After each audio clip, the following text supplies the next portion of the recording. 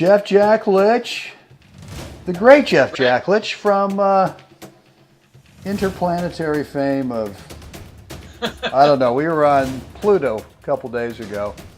Yeah. Maybe you're, I don't know, Mars or Who knows? Mercury. What's going on? Circling the Napa Valley. Yes. Right, good. It's coming to you live somewhere in the Western Hemisphere. Okay, all right, Yeah. good.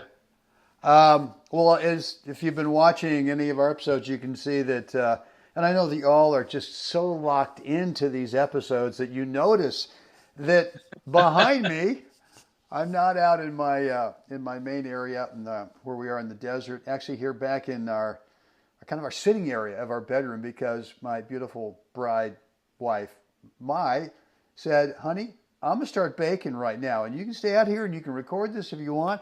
But I got some baking customers who are waiting for me right now.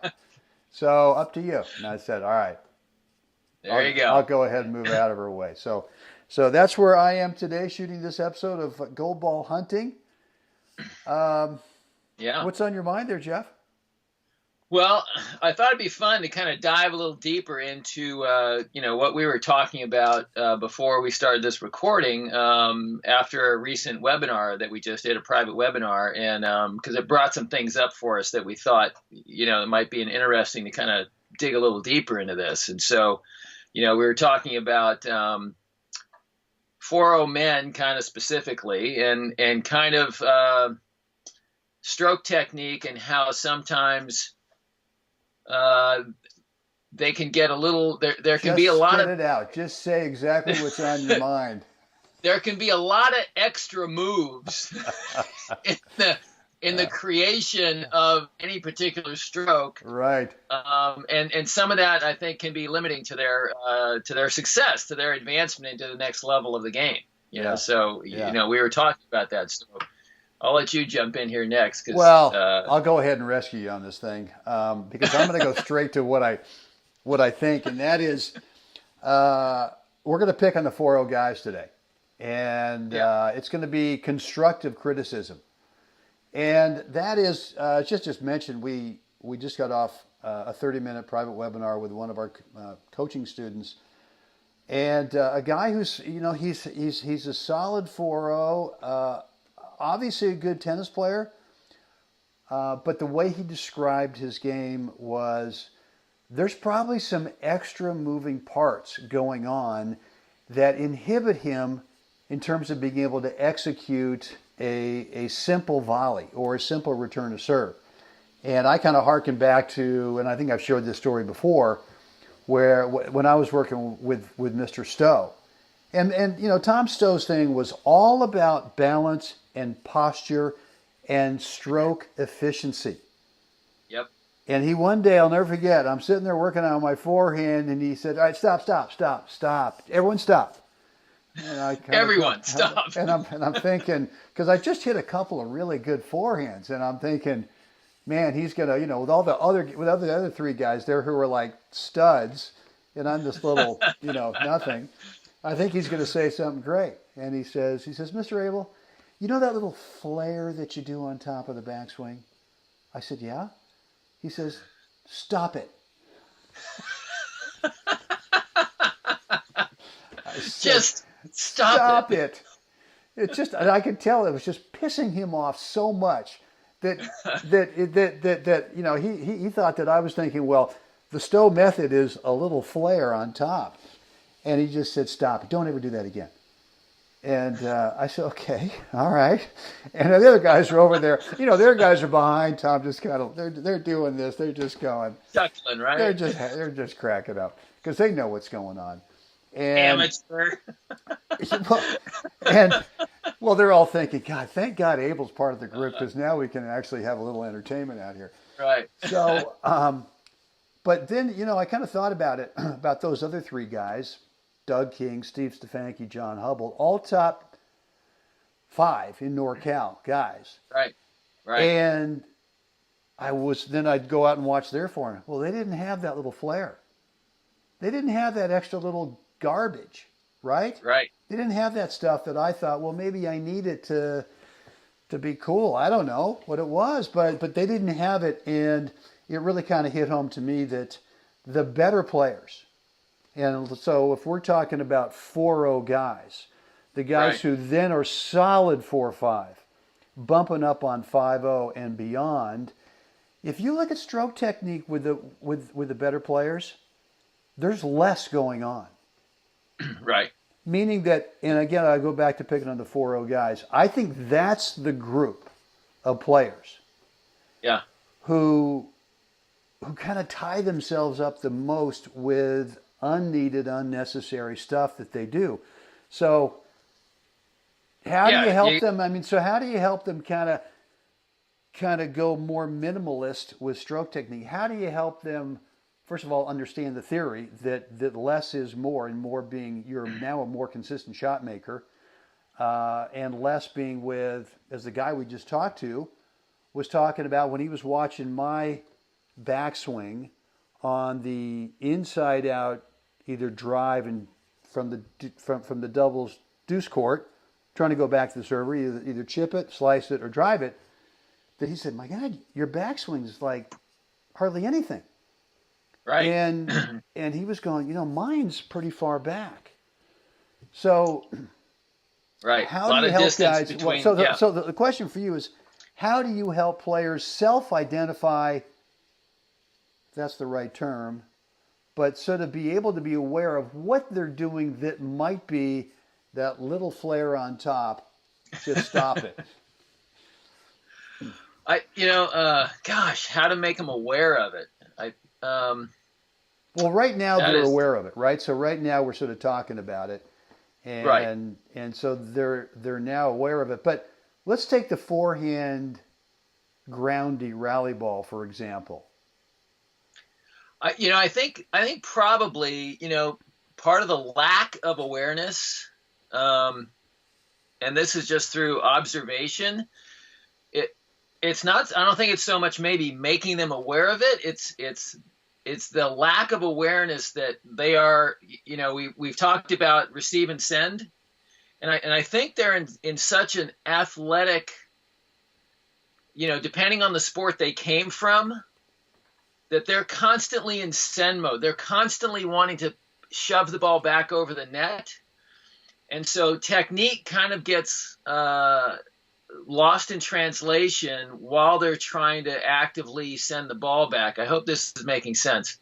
So I think they become kind of unaware of how that as much as we want to be athletic, there is still a God. I'm just so tied up here today. There is a mechanic. There are mechanics that Would you please go minimalist on the on the delivery, right?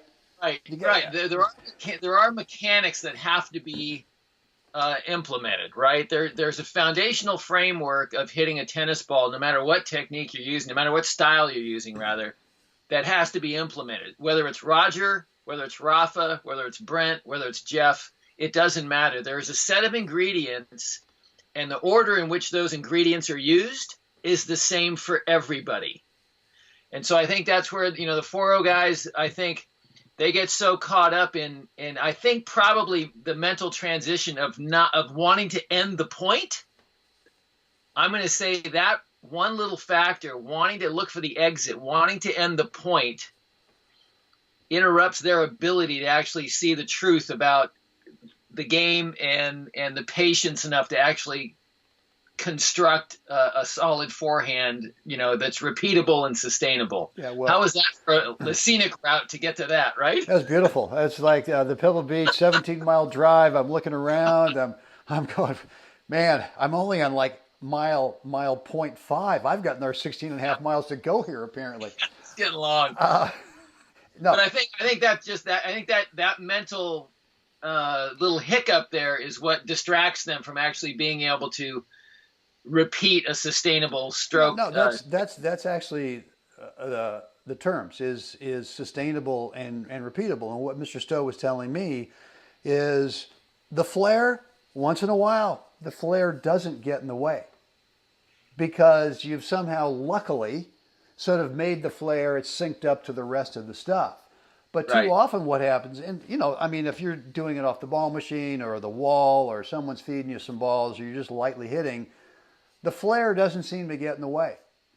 But Right. when you're in the heat of battle, and now it's you're serving at 5-4 in the third set, 40-30, the flare is like the Grim Reaper coming in. The And Achilles heel. it's just coming in and going, the flare? Really? Okay, it's deuce. Yeah. You've just lost it. Right. And if you want to flare Right. again, you're going to lose this match.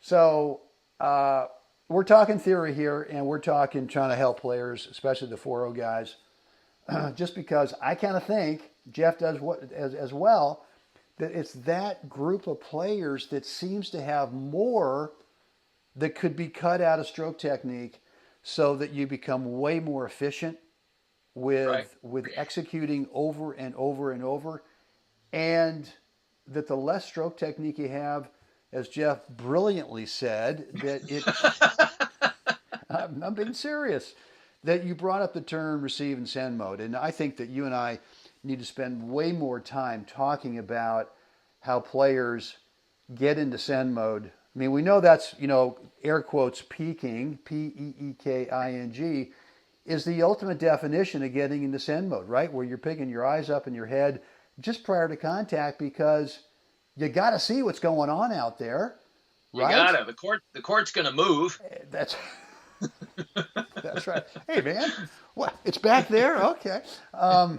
But all seriously is that when we peak is we're in ultimate send mode. We're trying to get rid of the ball before it's actually in the right receive place. And our guy that we talked about, or that we're talking about today, that we had with this 30-minute private coaching webinar today, is I shared that story about Mr. Stowe and the stool and me and the volley, and I was in perpetual send mode every time I hit a volley. Yeah. And once he got me in the stool, that got me into receive mode. So, blah blah blah. Anyway, so that good stuff, Jeff. Let's wrap it up, guys. One thing we didn't even talk about at the beginning, that we're still making an offer that if you want to jump on a private 10-minute, it's a free coaching call on your phone with just the three of us, you, me, and Jeff. We'll do that. It's free. It's complimentary. It's on the house.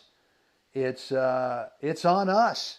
And the way to do that is, well, number one, since it's only a 10-minute call, you got to come with that one thing in your game right now, that kind of the bugaboo, that one thing you can't figure out. Maybe it's the flare. Maybe you got the flare going on, and it's something that you just can't sort of cut out. And we want to help you do that. But whatever it is in your game, bring us that one thing that you want to work on and kind of get organized with. The way to get on that call is, if you are not on our email list, just go on over to goldballhunting.com and put in a first name, email address, and you'll get access to our online scheduling calendar. You can cherry pick a day and a time that works perfect for you. And if you're already on our email list, at the bottom of every email, we've got a link that will take you to that online calendar. So, Jeff? Yeah? Jacklich from the planet of Dipwad. Is that with a P? Dipwad. What do we want the fine folks to do right now? Besides unsubscribe, we don't want them to do that. Yeah. Like us, share us, please subscribe even after today, and let us know what you think. In the comment section. Good. Well done. In the comment section down below. Yeah. All right, guys. Thanks for hanging out and putting up with us today. Time to get out there today and help someone else have a spectacular day. Jeff, we're going to try and do this again tomorrow. Okay, I'll try and be here. And can't wait, right? Can't wait.